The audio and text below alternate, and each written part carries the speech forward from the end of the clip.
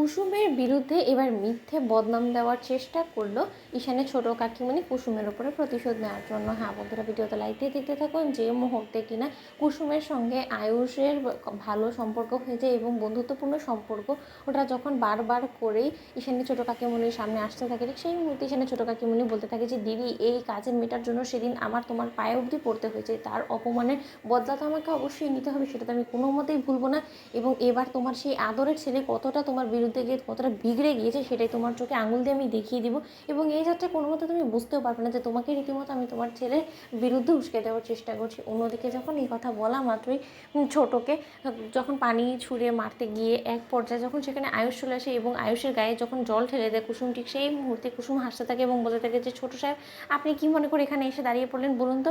দেখলেন তো, একটু ভুলের কারণে, আপনার অসাবধানতার কারণে আপনি নিশ্চয়ই অফিস যাচ্ছিলেন এবং আপনি ঘোড়াটা ভিজে গেলেন, এবার তো আপনাকে ফের আবার বাড়ি ফিরে যেতে হবে, চেঞ্জ করতে হবে। অন্যদিকে যখন আয়ুষ বলতে থাকে যে তা তো করতে হবে, কিন্তু তোমার মতন এরকম প্রাণবন্ত মেয়ে সাত সকালবেলা এরকম কোনো কিছু হলে সেটাতে মন খারাপ করার কোনো কিছুই নেই। অন্যদিকে এই গোটা জিনিসটাই যখন ইন্দ্রাণী উপর থেকে দেখে ফেলে এবং ইন্দ্রাণী বলতে থাকে যে দিনকে দিন এই কুসুমের সঙ্গে আয়ুষের ঘনিষ্ঠতাটা বেড়েই চলেছে, এতটা বন্ধুত্বপূর্ণ সম্পর্ক, তাও আবার বাড়ির কাজের লোকের সঙ্গে, সেটা মোটেও ঠিক দেখা যায় না। আমাকে যত শীঘ্রই হোক না কেন আয়ুষের জন্য একটা যোগ্য পাত্রী খুঁজে বার করতেই হবে, কারণ এই জিনিসটা লোক সমাজে যদি কেউ দেখে ফেলে তাহলে তো সকালে মিলে ছিচি করা শুরু করে দেবে। এমনি তো মিডিয়ার লোকেরা এক রাতে আয়ুষের সঙ্গে কুসুমকে দেখে না জানি কত নোংরা কুৎসিত মন্তব্য দিয়ে ফেলেছে। না না, এই জিনিসটা যত শীঘ্রই সম্ভব আমাকে জিনিসের সমস্যাটা সমাধান করতে হবে। অন্যদিকে যখন ইন্দ্রাণী বলতে থাকে যে না, তার পাশাপাশি আমাকে এখন শঙ্করের সঙ্গে কথা বলতে হবে যে যত শীঘ্রই সম্ভব ও যাতে নিজের মেয়ের বিয়েটা ঠিক করে ফেলে এবং কুসুমকে বিয়ে দিয়ে বাড়ি থেকে যাতে বিদায় করে দেয়, কারণ এখানে কুসুম যতদিন থাকবে ততদিন ঈশান এরকম করে আমার বিরোধিতা করেই যাবে এবং সেটা আমি খুব ভালো করে বুঝতে পেরে গিয়েছি।